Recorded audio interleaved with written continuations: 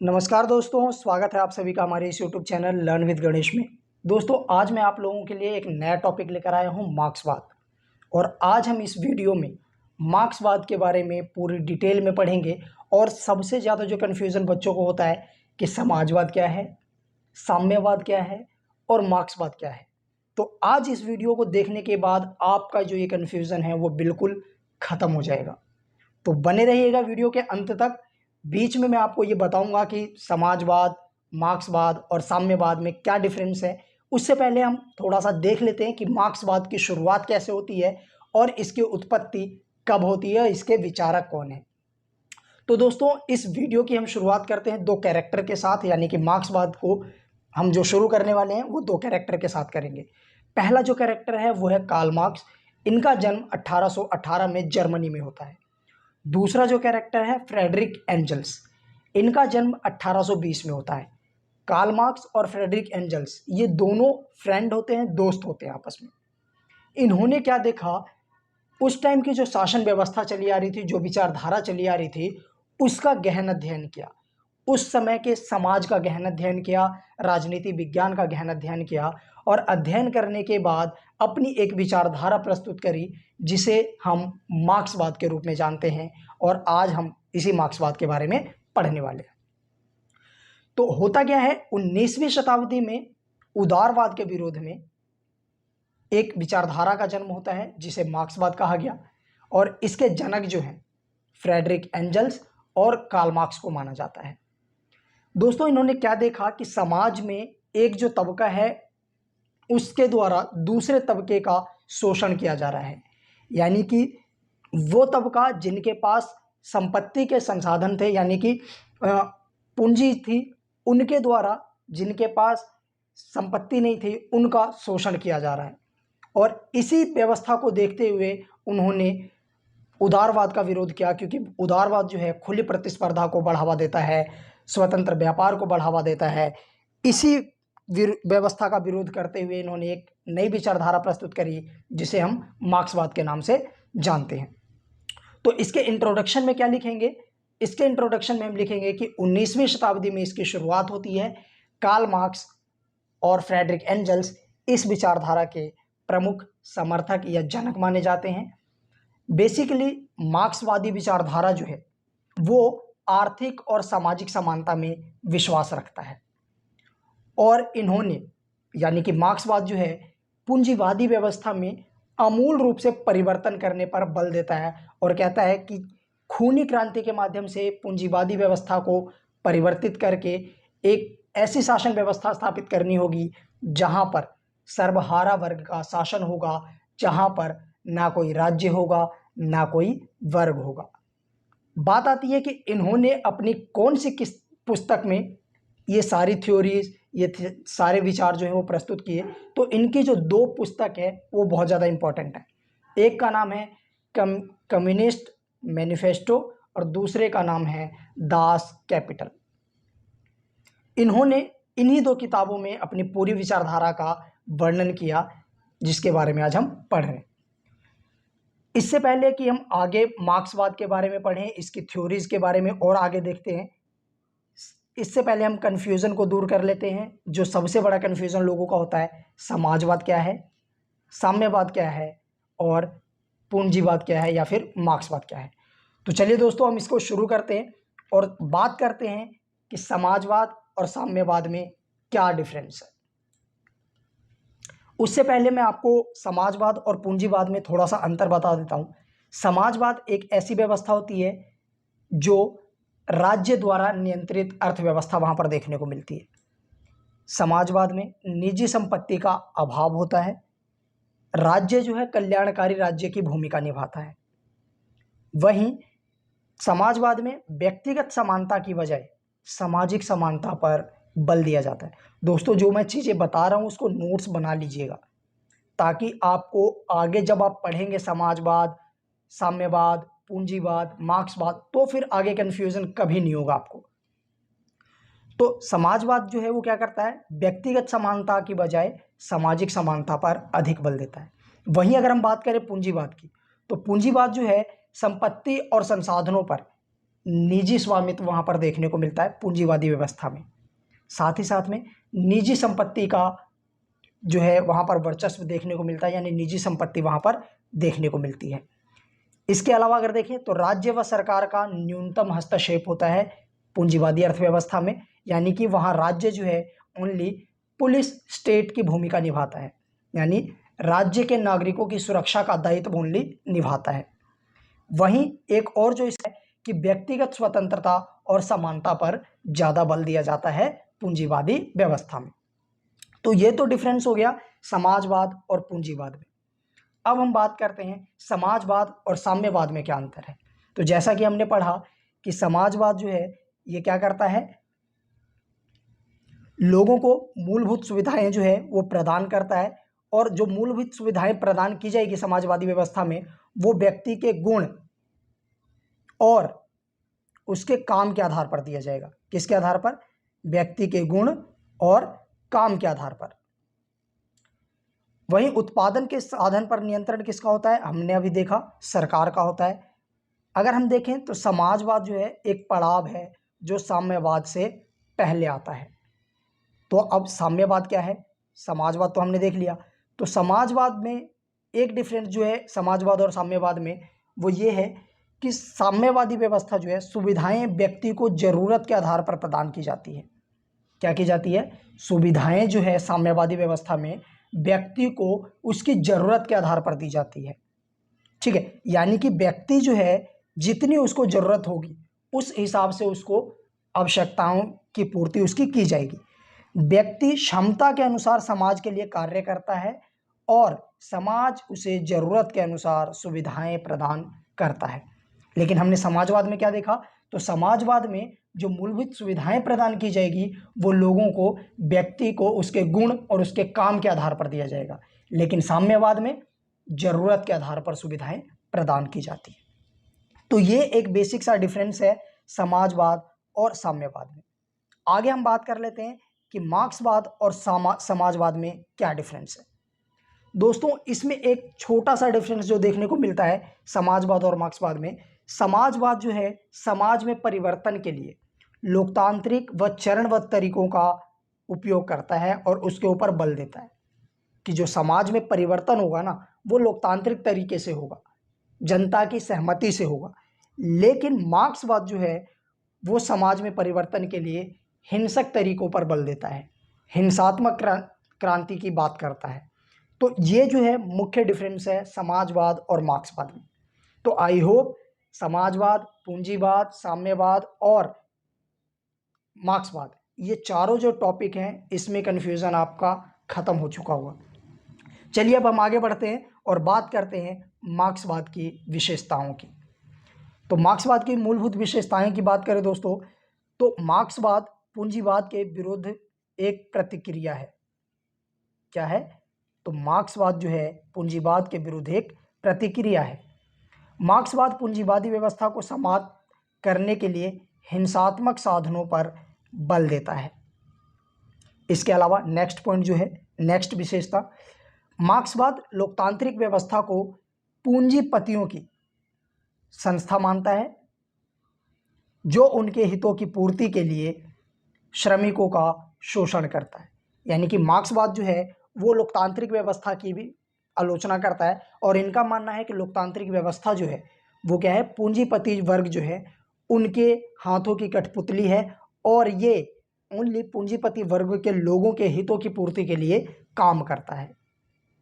वहीं मार्क्सवाद जो है धर्म विरोधी है तथा धर्म को मानव जाति के लिए अफीम मानता है और कहता है कि जिसके नशे में व्यक्ति जो है ऊँघता रहता है, कोई होशो हवास में नहीं रहता। नेक्स्ट देखें तो मार्क्सवाद का मानना है कि समाज या राज्य में शोषक व शोषित तथा पूंजीपति व श्रमिक वर्ग के बीच संघर्ष अनिवार्य है। क्या है विशेषता? एक, मार्क्सवाद हमेशा मानता है दोस्तों कि समाज जो भी, चाहे कैसा भी समाज रहे, उस समाज में हमेशा दो वर्ग रहेगा और इन दोनों वर्गों के बीच में हमेशा संघर्ष होता रहेगा। ये अनिवार्य है, इसको टाला नहीं जा सकता है।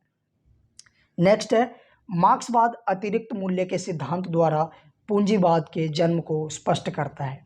मार्क्सवाद का मानना है कि जो पूंजीवाद का जो जन्म हुआ है ना, ये अतिरिक्त मूल्य जो बचता है पूंजीपतियों के पास, इसी की वजह से पूंजीवाद का जन्म हुआ है। तो ये तो रही मार्क्सवाद की कुछ विशेषताएं। अब बात करते हैं कि मार्क्सवाद के जो प्रमुख सिद्धांत हैं वो कौन कौन से हैं। तो दोस्तों, मार्क्सवाद के अगर हम दर्शन को देखें, मार्क्सवाद को अगर हम देखें तो मोटे तौर पर इसको देखा जाए तो 4 भागों में बांटा जा सकता है। पहला क्या है? द्वंद्वात्मक भौतिकवाद, जो बहुत ही ज़्यादा इम्पोर्टेंट है आपके एग्जाम की दृष्टि से। दूसरा है ऐतिहासिक भौतिकवाद, ये भी बहुत ज़्यादा इम्पोर्टेंट है आपके एग्जाम की दृष्टि से। तीसरा है वर्ग संघर्ष का सिद्धांत, और चौथा है अतिरिक्त मूल्य की अवधारणा। तो इस वीडियो में हम फिलहाल जो है द्वंद्वात्मक भौतिकवाद को देखेंगे और इस वीडियो को यहीं ख़त्म करेंगे, और आगे हम आने वाले वीडियो में ऐतिहासिक भौतिकवाद की बात करते हैं। तो चलिए हम द्वंद्वात्मक भौतिकवाद। दोस्तों, द्वंद्वात्मक भौतिकवाद जो विचारधारा है, सबसे पहले ये किसने प्रस्तुत किया? तो ये जो प्रस्तुत किया था, हीगल ने प्रस्तुत किया था।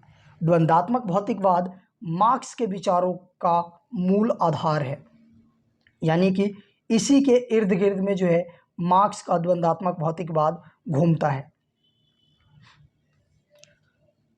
मार्क्स ने द्वंद्वात्मक प्रणाली को हीगल से ग्रहण किया।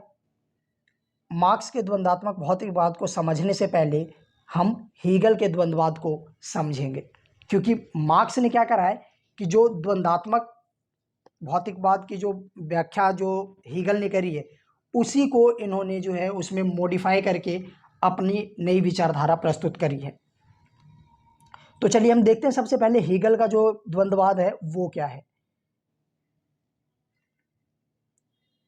तो हीगल का मानना है कि संपूर्ण जो संसार है वो गतिशील है और इसमें निरंतर परिवर्तन होता रहता है, और इसी परिवर्तन के साथ संसार का विकास होता रहा है।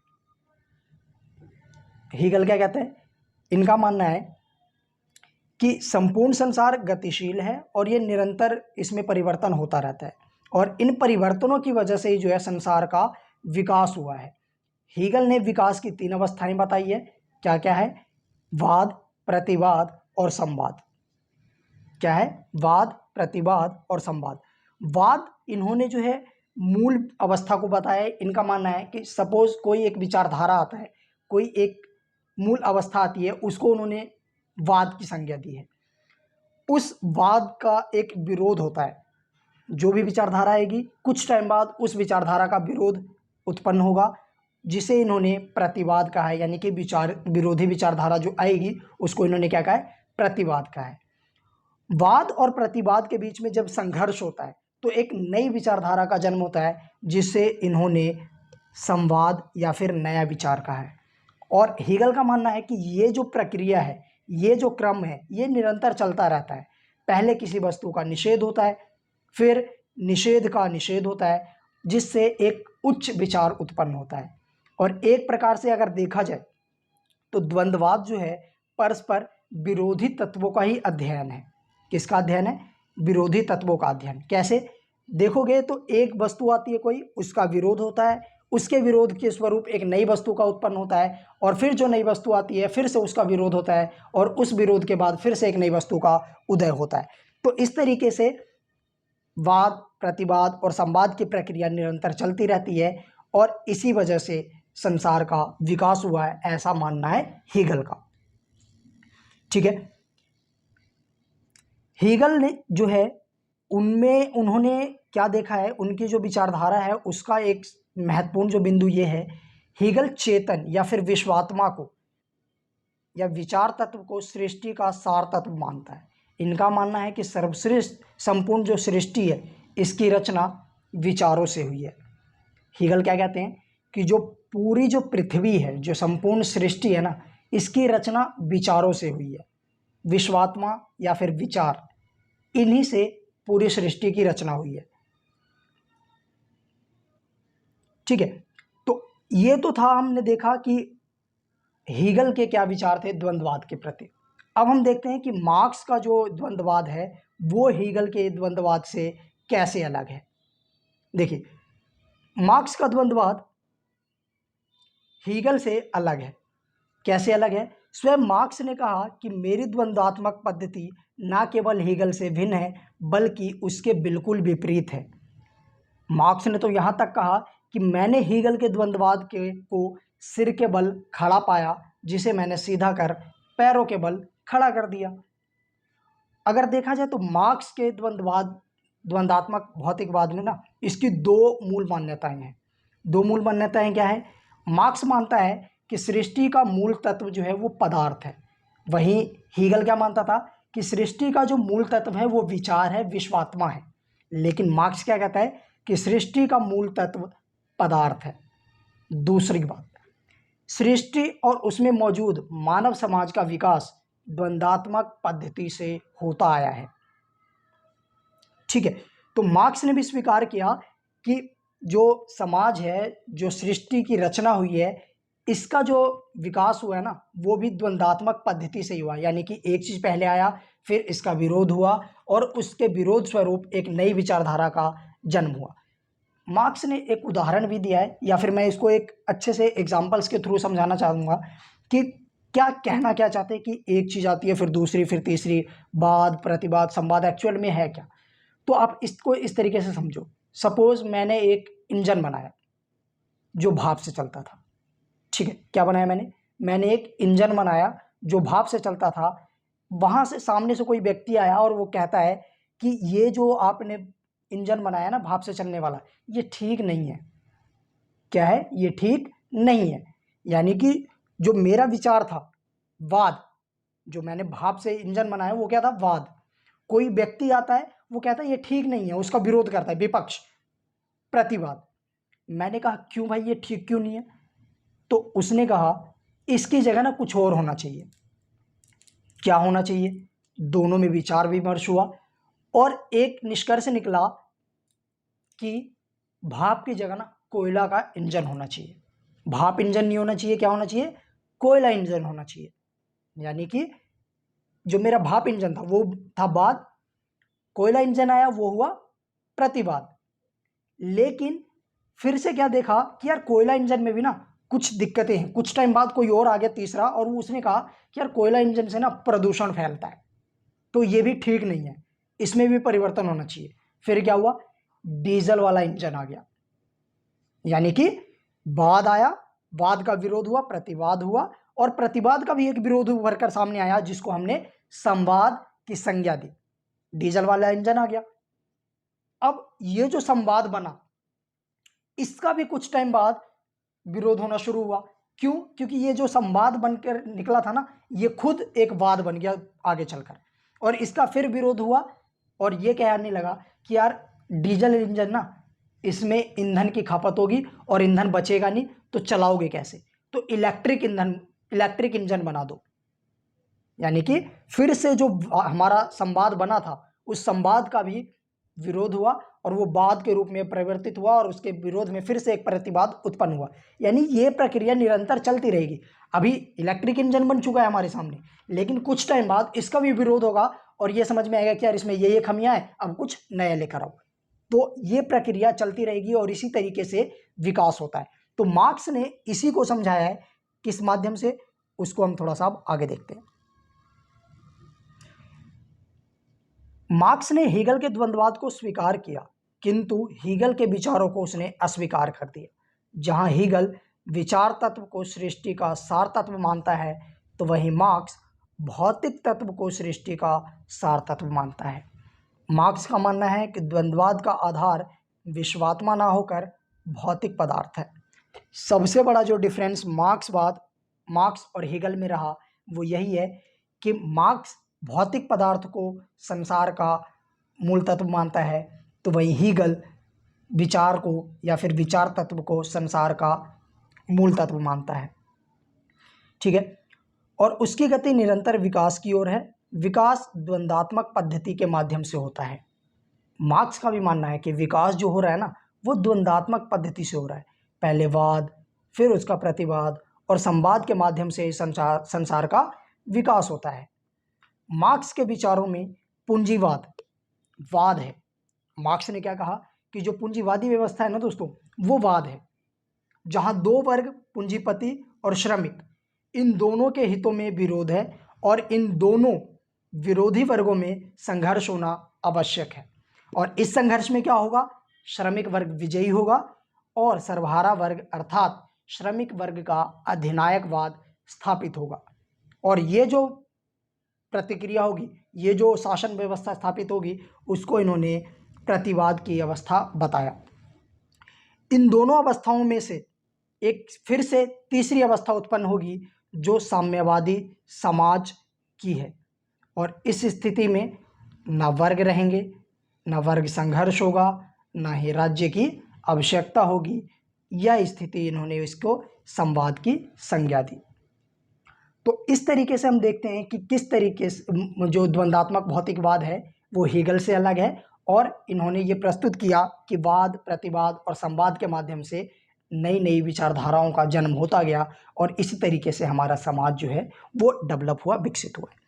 आगे हम बात करते हैं द्वंद्वात्मक भौतिकवाद की आलोचना।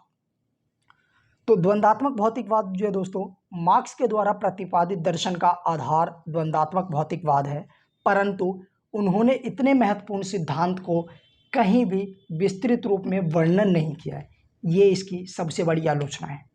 दूसरी जो सबसे बड़ी आलोचना है वो ये है कि इनका मानना है कि समाज की प्रगति के लिए ना वर्ग संघर्ष और क्रांति का होना बहुत ज़्यादा जरूरी है। मार्क्सवाद क्या कहता है कि अगर समाज को विकसित होना है तो उसके लिए क्या होगा? उनमें संघर्ष होगा और खूनी क्रांति के माध्यम से ही परिवर्तन होगा। लेकिन ये बिल्कुल सत्य नहीं है। सत्य तो ये है कि शांति काल में ही समाज की प्रगति जो है वो अधिक तीव्र गति से होती रही है। तो इस तरीके से हम द्वंद्वात्मक भौतिकवाद है इसकी आलोचना कर सकते हैं। इस वीडियो में दोस्तों हम आज यही करने वाले हैं। नेक्स्ट वीडियो में हम पढ़ेंगे ऐतिहासिक भौतिकवाद को और उसके बाद में फिर वर्ग संघर्ष के सिद्धांत को पढ़ेंगे। चलिए मिलेंगे नेक्स्ट वीडियो में, तब तक के लिए बाय बाय।